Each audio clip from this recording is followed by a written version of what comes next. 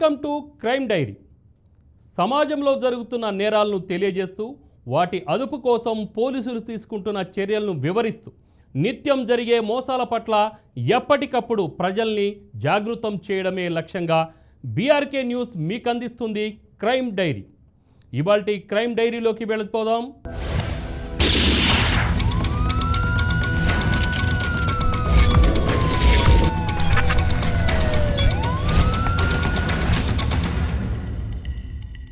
ఆయనకు విధి నిర్వహణే ముఖ్యమైంది. అందుకోసం ప్రాణాలను లెక్క చేయకుండా తెగించాడు. 7 సార్లు కత్తిపోట్లకు గురైనప్పటికీ వెరవకుండా ప్రతిఘటించి గొలుసు దొంగను పట్టుకున్నాడు. 2 ఏళ్ల క్రితం ఆయన చూపిన తెగువకు రాష్ట్రపతి శౌర్య పథకం దక్కింది. పోలీసులకిచ్చే అత్యున్నత సాహస పురస్కారమైన ఈ పథకానికి ఈసారి దేశవ్యాప్తంగా ఎంపికైన ఏకైక పోలీస్ మన తెలంగాణకు చెందిన యాదయ్య కావడం విశేషం.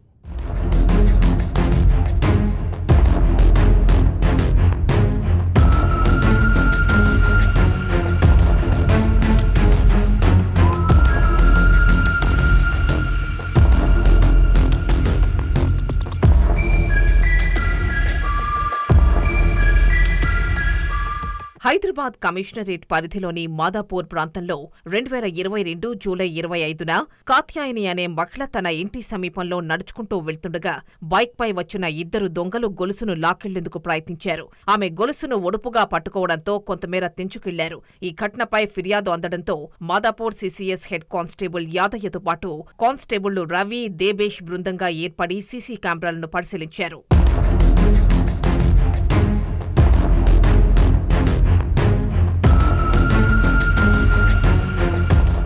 మరుసటి రోజు మియాపూర్లోని బొల్లారం క్రాస్ రోడ్ వద్ద గొలుసు దొంగల సంచారం గుర్తించి వెంటనే వేట మొదలుపెట్టారు. 3 పోలీసులు 2 ద్విచక్ర వాహనాలపై బయలుదేరారు. ఈ క్రమంలో బొల్లారం క్రాస్ రోడ్ వద్ద బైక్పై వెళ్తున్న దొంగలను గుర్తించారు. కానిస్టేబుళ్లు వారి వెంట పడ్డారు. కొద్దిసేపట్లోనే దొంగలను అడ్డుకుని అదుపులోకి తీసుకునేందుకు ప్రయత్నించారు. నిందితుల్లో రాహుల్ అనే వ్యక్తి వాహనం నడుపుతుండగా వెనుక ఈశాన్ రంజన్, నీలం నల్లి కూర్చున్నారు.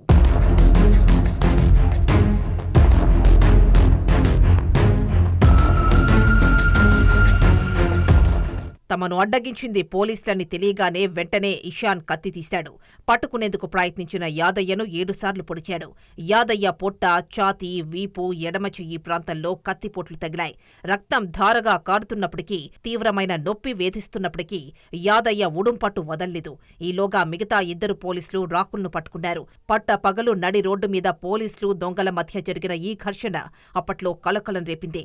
ఈలోగా సెట్లో సమాచారం అందుకుని సమీపంలో ఉన్న అధికారులు సంఘటనా స్థలానికి చేరుకున్నారు. దొంగలిద్దరినీ పట్టుకున్నారు. యాదయ్యను హాస్పిటల్కు తరలించారు.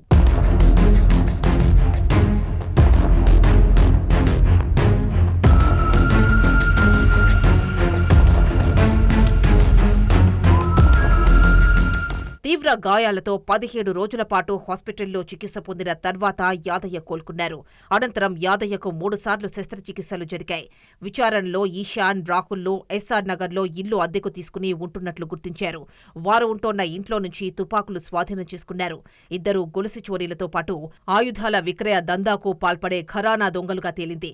ప్రాణాలను లెక్క చేయకుండా ప్రతిఘటించిన యాదయ్యకు పురస్కారం కోసం రాష్ట్ర పోలీసు ఉన్నతాధికారులు కేంద్ర హోంశాఖకు సిఫార్సు చేశారు.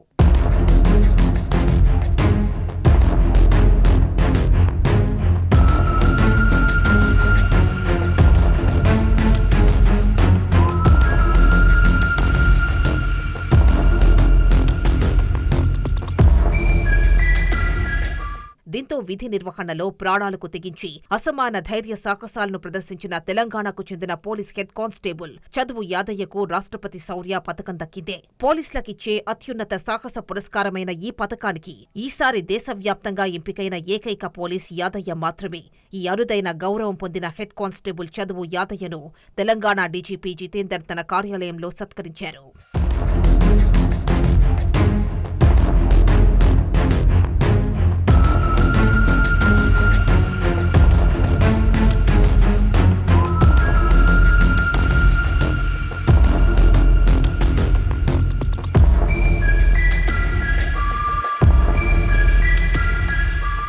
కంచె చేను మేస్తే అనే సామెత ఢిల్లీలో పనిచేస్తున్న ఆ జీఎస్టీ అధికారికి సరిగ్గా సరిపోతుంది. కంపెనీల నుంచి పన్నులు వసూలు చేసి ప్రభుత్వ ఆదాయాన్ని కాపాడాల్సిన జీఎస్టీ అధికారిని ఏకంగా 100 తప్పుడు కంపెనీలు సృష్టించింది. 54 కోట్ల రూపాయల ప్రభుత్వ ధనం దోచేసింది. రంగంలోకి దిగిన ఢిల్లీ ఏసీబీ అధికారులే షాక్ అయ్యేలా ఈ స్కామ్ వెలుగులోకి వచ్చింది.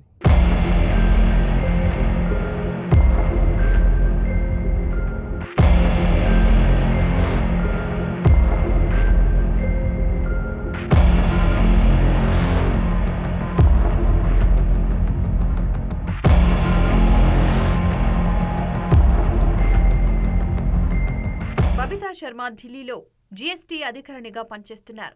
ఆమెను కొన్నాళ్ల క్రిందట ఆఫీస్లోని 22వ వార్డుకు బదిలీ చేశారు. ఇది జరిగిన కొన్ని రోజుల్లోనే 50కి పైగా సంస్థలు జీఎస్టీ 6వ వార్డు నుంచి 22కు బదిలీ చేయాలని దరఖాస్తు చేసుకున్నాయి. వీటికి వెంటనే ఆమోదం లభించింది. ఆమె 2021-2022 సమయంలో 96 తప్పుడు సంస్థలకు 400 రిఫండ్లను ఆమోదించారు. వీటి విలువ 35.51 కోట్ల రూపాయలు ఉంటుంది. ఆమె తొలి సంవత్సరం కేవలం 7 లక్షల రూపాయలు మాత్రమే రిఫండ్ను ఆమోదించారు. ఆ తర్వాత మిగిలిన మొత్తానికి కూడా ఆమోదముద్ర వేశారు.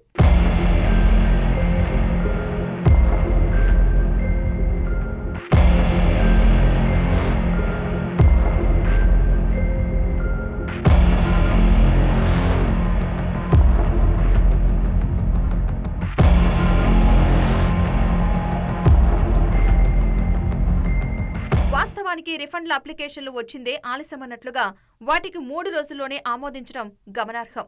ఈ వ్యవహారంతో జీఎస్టీ విజిలెన్స్ డిపార్ట్మెంట్ అప్రమత్తమై కొన్ని బృందాలను పంపింది. దీంతో తమ కార్యాలయంలోనే కుంభకోణం జరుగుతోందని ఆ బృందాలు గుర్తించాయి.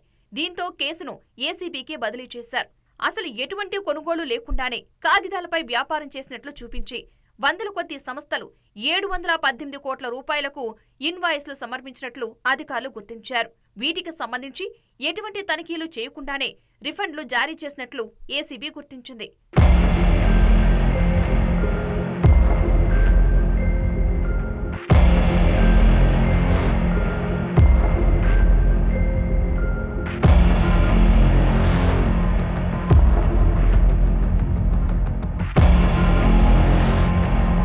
తొలి దశలో 40 సంస్థలు సరుకులు సరఫరా చేసినట్టు చూపించినా రెండో దశలో వాటికి సంబంధించిన రికార్డులు కూడా లభించలేదు. ఇక 15 సంస్థలకు సంబంధించి ఆధార్ లేదా స్పాట్ వెరిఫికేషన్ చేయకుండానే జీఎస్టీ రిజిస్ట్రేషన్లు జరిగినట్లు గుర్తించారు. బబిత 22వ వార్డుకు బదిలీ కాగానే 6వ వార్డు నుంచి అక్కడకు మారిన 53 సంస్థల్లో 48 సంస్థలకు 12.32 కోట్ల రూపాయల జీఎస్టీ రిఫండ్ అందినట్లు తేల్చారు. ఈ సంస్థల ఆఫీసుల కార్యాలయాలు, భూ యజమానుల ఎన్ఓసీలు కూడా నకిలీవని తేల్చారు. వీటిని కొన్ని రోజుల వ్యవధిలోనే సృష్టించారు.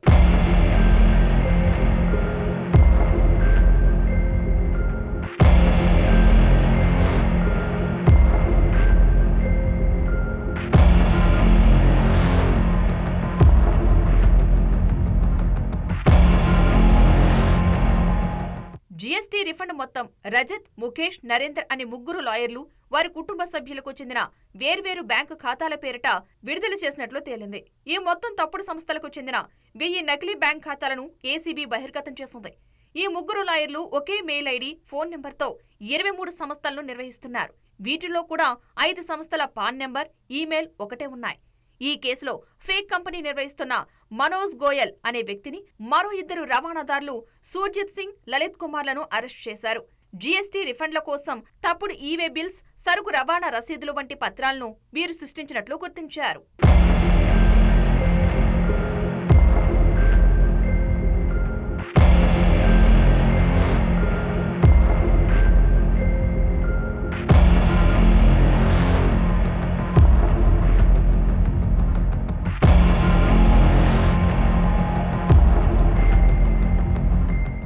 సైకో ఈ పదం మనం అప్పుడప్పుడు వింటుంటాం.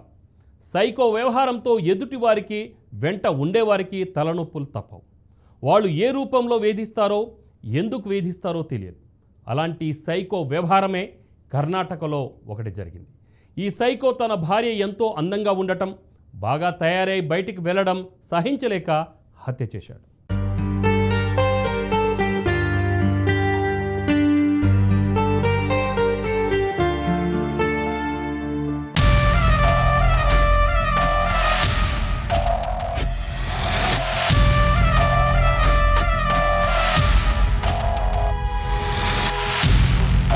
కర్ణాటకలోని రామనగర్ జిల్లా మాగిడికి చెందిన దివ్య, ఉమేష్ భార్యాభర్తలు. భార్య దివ్యకు తాను ఎప్పుడూ అందంగా కనపడాలనే తపన ఉండేది. అందుకే అందంగా కనిపించేందుకు ఆమె ఎప్పుడూ లిప్స్టిక్ వేసుకునేది. అంతేకాదు, ఇటీవల కాలంలో ఒక ట్రెండ్గా మారిన టాటూ కూడా వేయించుకుంది. కానీ ఆమె భర్త ఉమేష్కు ఈ పద్ధతులు ఏమాత్రం నచ్చవు.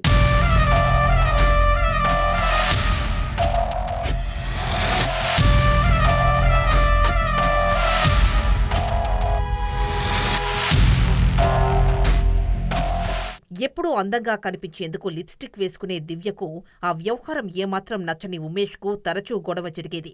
లిప్స్టిక్ వేసుకోవద్దని, అందంగా తయారు కావద్దని తన భార్య దివ్యతో ఉమేష్ గొడవ పడేవాడు. ఈ నేపథ్యంలో తన భర్త అనుమానాలు, వేధింపులు తట్టుకోలేక దివ్య కొన్ని రోజుల క్రితం మాగడి ఫ్యామిలీ కోర్టులో విడాకుల పిటిషన్ వేసింది.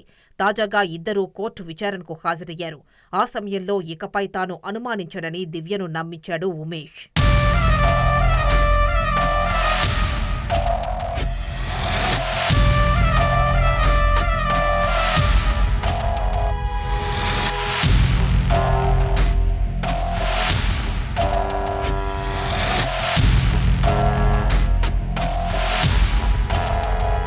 ఉమేష్ చెప్పిన మాటలు విన్న దివ్య తన భర్త నిజంగానే మారాడనుకుని అతడితో కలిసి స్థానిక ఊజగల్లు దేవాలయానికి వెళ్ళింది. అయితే ఆమెను హత్య చేయాలని ముందే నిశ్చయించుకున్న ఉమేష్ దర్శనం అనంతరం అక్కడి కొండ వద్దకు దివ్యను తీసుకువెళ్లి తన నలుగురు స్నేహితులతో కలిసి కడతీర్చాడు. అనంతరం మృతదేహాన్ని చీలూరు అటవీ ప్రాంతంలో పడేశారు.